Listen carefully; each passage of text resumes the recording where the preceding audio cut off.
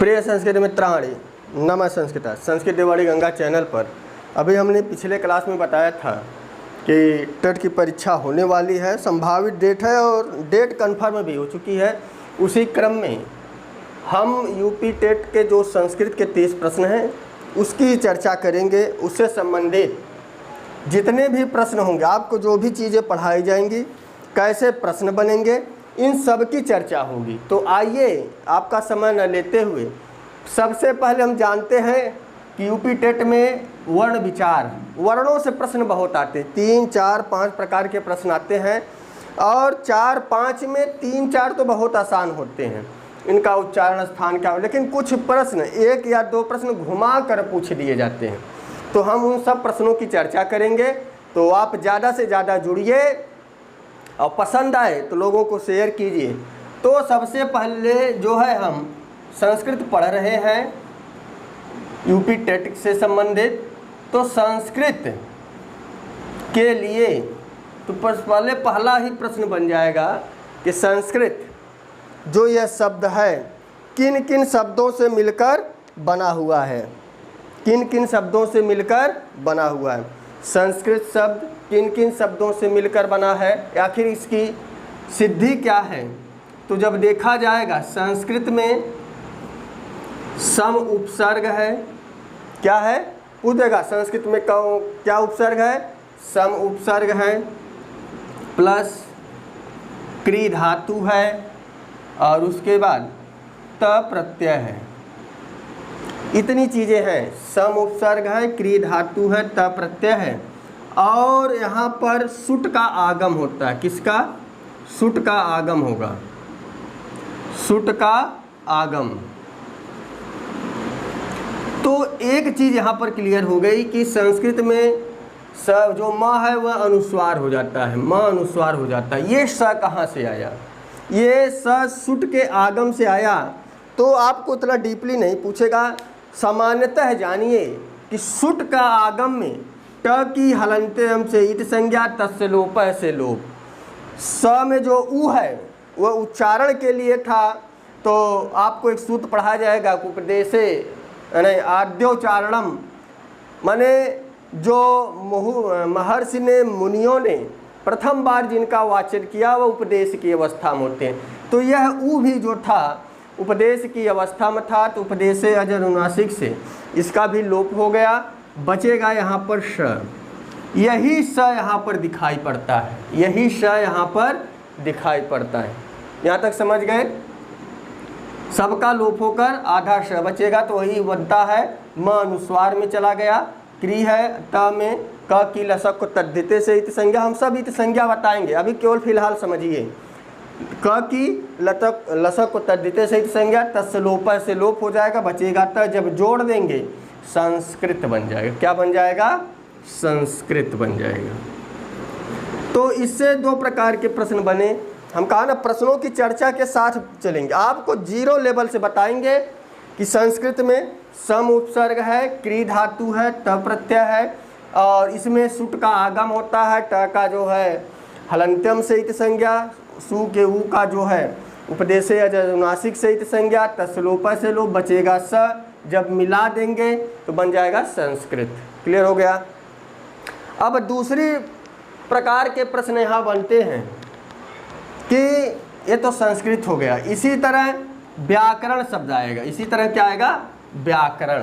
देखो हम संस्कृत का व्याकरण पढ़ रहे हैं, तो वर्ण विचार क्या है? व्याकरण। वर्णों में हम चर्चा करेंगे कि पाणिनि के हिसाब से, अष्टाध्यायी के हिसाब से वर्णों के क्या विचार हैं या वर्णों के प्रति उनकी सोच क्या है, किस वर्णों को उन्होंने क्या कहा, इन्हीं सब की चर्चा होगी। अब आ जाते हैं व्याकरण। व्याकरण की सिद्धि प्रक्रिया क्या है इसको देखेंगे। बी उपसर्ग है, आंग धातु है, बी उपसर्ग आंग धातु, उसके बाद क्री, वो क्री उसमें भी था, संस्कृत में भी क्री इसमें भी है और प्लस ल्युट है। प्लस क्या है? ल्युट प्रत्यय है। पूछ देगा व्याकरण में कौन सा प्रत्यय लगा है? ल्युट प्रत्यय लगा है। व्याकरण में कौन सा उपसर्ग है? बी दे देगा, आंग दे देगा, सु दे देगा या ए बी दोनों दे देगा। तो ध्यान देना ए और बी दोनों हो जाएगा, वी उपसर्ग और आंग उपसर्ग। समझ में आ गया? तो वी और आंग उपसर्ग। तो इस प्रकार से प्रश्न बनेंगे। कौन सा प्रत्यय है? लिप्त प्रत्यय है। बना क्या? व्याकरण बना। क्या बनेगा? व्याकरण। तो यहाँ इसकी हलंतम सहित संज्ञा हो जाएगी। यहाँ पर ई था, ई के आधार पर यहाँ ई को यण से यण हो गया, तो व्या बना। सारे संधि के नियम लगेंगे, आगे चर्चा होगी। लुट में ल का लसक तद्धिते से टा का हलंत्यम से बचा यू, योर नाको एक सूत्र आएगा, वह यू को अन कर आदेश करके, तो यहाँ अन आदेश हुआ तो व्याकरण बना। जो पिन्ना कोड़ा, तो यह सब सूत्र आएंगे, वहाँ पर उसकी चर्चा होगी। बना क्या? व्याकरण। प्रश्न कैसे बने कि संस्कृत में व्याकरण की सिद्धि प्रक्रिया में पूछ लेगा कि संस्कृत में कौन सा प्रत्यय, क्षमता व्याकरण में कौन सा प्रत्यय लगा है? लुट लगा है। कौन सा उपसर्ग है? वी और आंग है। कौन सी धातु है? क्रिय धातु है। इस प्रकार से प्रश्न बनेंगे। अब हम चलते हैं आगे। देखो आपको टॉपिक वाइज छोटा छोटा कुछ भी नहीं है। आपको लगता होगा कि संस्कृत यदि आप लेते हैं तो कम से कम आप 27-28 प्रश्न सही कर ले जाएंगे। भाई पूरे की गारंटी मैं नहीं दे सकता, एक दो गलतियां हर इंसान करता है, यह स्वाभाविक उसका गुण है, लक्षण है। एक दो गलती तो कर ही देता है। अब आ जाइए कि यह जो व्याकरण पढ़ेंगे वह अष्टाध्यायी होगा। तो यहाँ पर एक ग्रंथ है अष्टाध्यायी और इसके रचयिता है पाणिनि। क्या है? पाणिनि। अर्थात इस अष्टाध्यायी में देखो ग्रंथ से भी पूछे जाएंगे। हम लोग पाणिनि का अष्टाध्यायी पढ़ते हैं, पाणिनि का अष्टाध्यायी पढ़ते हैं। तो अष्टाध्यायी इसके रचयिता पाणिनि है। इसी ग्रंथ से संबंधित माने इसके छोटे रूप में एक शब्द आया लघु सिद्धांत कौमुदी। लघु सिद्धांत कौमुदी। इसको बताया गया, इसको वरदराज, इसके लेखक क्या है? वरदराज है। अष्टाध्यायी से उन्होंने इसको छोटा स्वरूप दिया। यह पढ़ने में सरल है, यह पढ़ने में सरल है और आसानी से इसको पढ़कर हम अष्टाध्यायी में प्रवेश कर सकते हैं। क्योंकि लघु सिद्धांत कौमुदी का जब आप मंगलाचरण पढ़ेंगे कि नत्वाम सरस्वतीम देवी शोद्धाम गौरल्याम करोमहम, पहले तो वह लक्ष्मी देवी को या सरस्वती देवी को नमस्कार करते हैं। सरस्वती देवी माने वाणी की देवी को नमस्कार करते हैं। हे देवी मैं आपको नमस्कार करता हूँ, हमको शुद्धता प्रदान कीजिए। करोमि अहम। और दूसरी लाइन में बताया पाणनीय प्रवेशाय लघु सिद्धांत कौमुदी। पाणिनि के ग्रंथों को जानने के लिए मैं लघु सिद्धांत कौमुदी में प्रवेश कर रहा हूँ। यदि हमें पाणिनि के ग्रंथों को समझना है तो लघु सिद्धांत कौमुदी को पहले पढ़ना पड़ेगा। क्लियर हो गया? अब प्रश्न आता है कि लघु सिद्धांत कौमुदी का पहला सूत्र क्या है? लघु सिद्धांत कौमुदी का पहला सूत्र है हलन्त्यम। क्या है? हलन्त्यम। और अंतिम सूत्र क्या है? यूनस्ति। अंतिम सूत्र क्या है? यूनस्ति। युति शब्द है, यह युवन शब्द से बना है, तो वह अंतिम सूत्र है स्त्रीलिंग, स्त्री प्रत्यय का। पहला सूत्र हलन्त्यम, अंतिम सूत्र यूनस्ति। पाणिनि का पहला सूत्र क्या है? वृद्धिरादैच। पहला सूत्र क्या है? वृद्धिरादैच। अंतिम सूत्र क्या है? अ। क्लियर हो गया? प्रश्न बनेंगे। अष्टाध्यायी का प्रथम सूत्र क्या है? वृद्धिरादैच। इतना ध्यान देना, अष्टाध्यायी का प्रथम सूत्र वृद्धिरादैच और अंतिम सूत्र क्या है? अ है। लघु सिद्धांत कौमुदी का पहला सूत्र क्या है? हलन्त्यम। अंतिम सूत्र क्या है? यूनस्ति। ती एक प्रत्यय है। ती एक क्या है? प्रत्यय है। वही ती प्रत्यय क्या करता है? युवन शब्द से युति शब्द बनाता है। यहाँ तक क्लियर हो गया? अब थोड़ा सा हम अष्टाध्यायी की चर्चा कर लें, क्योंकि ग्रंथों में इसको पूछा जाता है।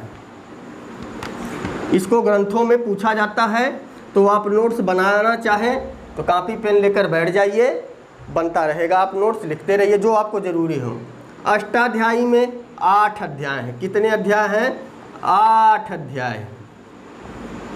अष्टाध्यायी में 8 अध्याय हैं और प्रत्येक अध्याय में 4 पाद हैं।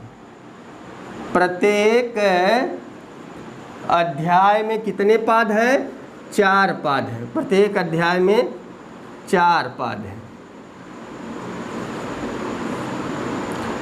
तो प्रश्न बनेगा, अष्टाध्याय में कितने अध्याय हैं? 4 अध्याय। किन्होंने लिखा है? महर्षि पाणिनि ने लिखा है। ये प्रत्येक अध्याय में कितने पाद हैं? 4 पाद हैं।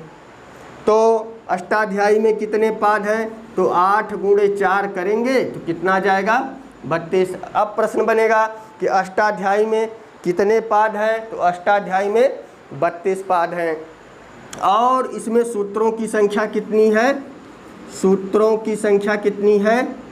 3978। पाणिनि महोदय ने क्या किया?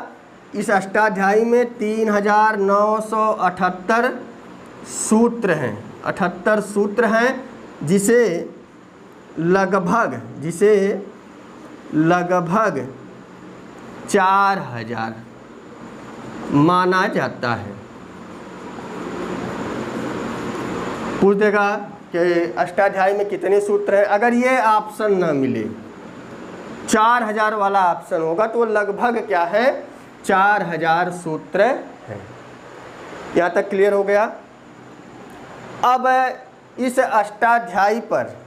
अष्टाध्यायी पर कुछ विद्वानों ने कमियां निकाली, या जहाँ पर इनसे कमी रह गई तो इनके बाद वाले जो कवि थे, इनके बाद वाले जो व्याकरणाचार्य थे, उन्होंने क्या किया?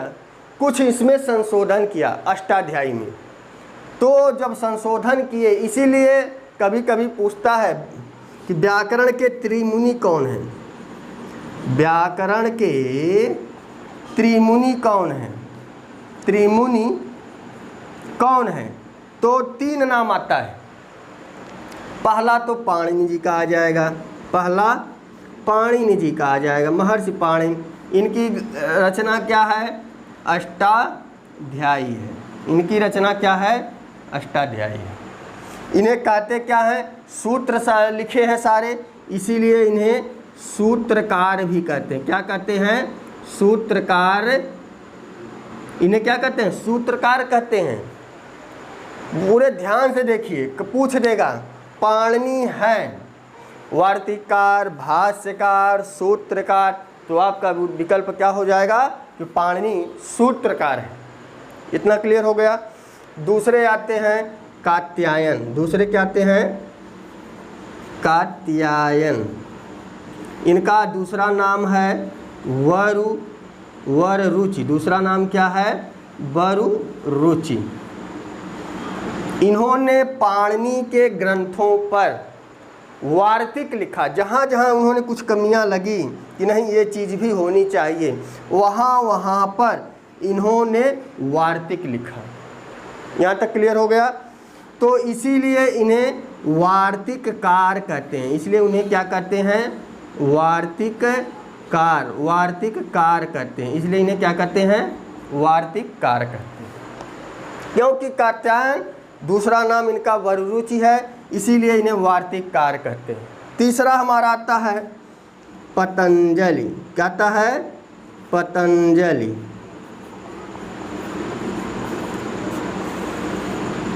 ये पतंजलि महाभाष्यकार हैं। ये क्या है? महाभाष्यकार हैं। महाभाष्यकार हैं। अर्थात इन्होंने 4000 सूत्रों पर भाष्य लिखा। 4000 सूत्रों पर, लगभग 4000 पाणिनि के सूत्रों पर भाष्य लिखा, इसीलिए यह महाभाष्यकार कहलाए। अब प्रश्न बनेगा कि पाणिनि, कात्यायन, पतंजलि, 4 ऑप्शन दे देगा।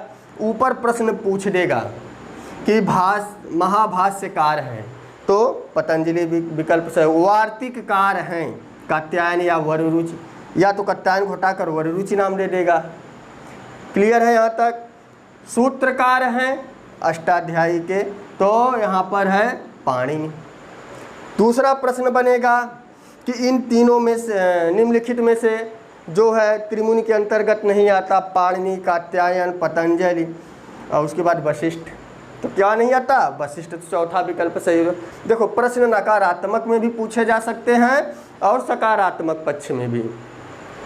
यहाँ तक समझ में आ गया कि अष्टाध्यायी पाणिनि ने लिखा है और पहला सूत्र अष्टाध्यायी का वृद्धरादैच अंतिम अ है। लघु सिद्धांत कौमुदी का हमने बताया, प्रथम सूत्र हलन्त्यम और अंतिम सूत्र यूनस्ति। उसके बाद अष्टाध्यायी में 8 अध्याय हैं, प्रत्येक अध्याय में 4 पाद हैं, तो इसीलिए पूरे अष्टाध्यायी में 32 पाद हैं। बनेगा कि अष्टाध्यायी में कितने पाद हैं? 32 पाद हैं। कितने अध्याय हैं? 8 अध्याय हैं। कितने सूत्र हैं? लगभग 4000 सूत्र हैं। क्लियर हो गया? फिर उसके बाद व्याकरण के त्रिमुनि कौन कौन से हैं? पाणिनि, कात्यायन, पतंजलि। पाणिनि को सूत्रकार कहते हैं, कात्यायन वररुचि को वार्तिककार कहते हैं, पतंजलि को महाभाष्य कहते हैं। ये तो अभी हमने वर्ण विचार में प्रारंभ किया, क्योंकि अब व्याकरण प्रारंभ होगा तो थोड़ा सा इनके रचनाकारों को जान ले। जिस व्याकरण को पढ़ेंगे उनके परिप्रेक्ष्य में क्या है। अब एक प्रश्न उठता है कि सबसे विद्वान कौन है? पतंजलि। ये साधारणतः भाई पाणिनि के सूत्रों में कमी खोज लेना कात्यायन और वररुचि, अर्थात इनसे ये महान हुए, और इन दोनों में कुछ और कमी खोज लेना या कुछ और बातें सिद्ध कर देना, ऐसी विशेषता पतंजलि की थी। इसीलिए त्रिमुनि कहला गए। तीनों ज्ञाता हैं। तीनों क्या हैं? कात्यायन ने पाणिनि की बातों का खंडन नहीं किया। उन्होंने कहा आपकी भी बात सही है और जो हमने बताया यह भी बात सही है, आपका भी मान्य होगा और हमारा भी मान्य होगा। तो कहीं कहीं आप देखते होंगे यह वैकल्पिक सूत्र है, आप कर भी सकते हैं, नहीं भी कर सकते हैं, लेकिन एक ऋषि दूसरे ऋषि की बातों का खंडन नहीं किया। कहा ठीक है आपकी भी बात सही, लेकिन कुछ शब्द हम और बताते हैं, इन चीज़ों में भी यह चीज़ें होनी चाहिए, यह सूत्र कार्य करना चाहिए। क्लियर हो गया? तो यह वर्ण विचार में आज हमारी प्रथम क्लास थी। कल से हम वर्ण विचार प्रारंभ करेंगे। हाँ, लोगों को ज़्यादा से ज़्यादा जोड़िए, शेयर कीजिए, और बस आज के लिए इतना ही। क्लास कैसा लगा कमेंट बॉक्स में अवश्य बताएं। तो नमः संस्कृताय, शुभ संध्या, शुभ रात्रि।